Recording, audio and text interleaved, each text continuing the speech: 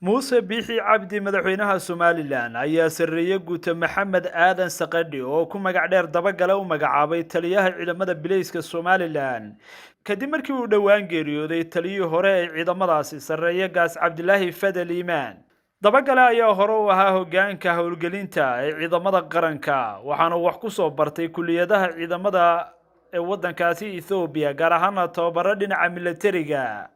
balin aynu wada daawano muuqaal hore looga baahiyay oo taliyaha cusub ee ciidamada bileyska Somaliland oo xilligaasi ahaa hoggaan ka tirsan ciidamada militarigu uu kula dardaarmaya askarta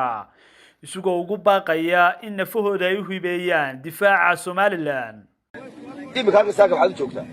qarankiina joogtaa waxaad damiirkaaga waxa ku jirta hore soo dhibatay adeerkaaga ku dhintay aabaha baad ku dhintay adaa ku soo dhaawacmay imikaad inay yartoo doonaysa inaad ku sii dhaawacanto waxa doonaysa inaad wax noqotid waxa doonaysa qarankan fikir baa ku jira fikir Soomaaliya shucuur Soomaaliya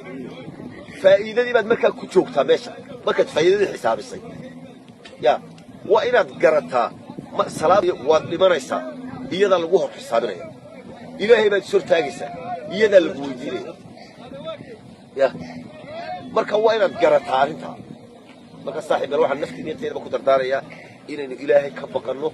salaada tukano ninka aan tukan aynu hoos u qajeerno oo aynu ilaa aynu salaada u tukada ayna ka tag ya khayr ballaaran baan idin sheegay aad iyo aad noorin hambaleeriya isaay khayr baan isku insha Allah.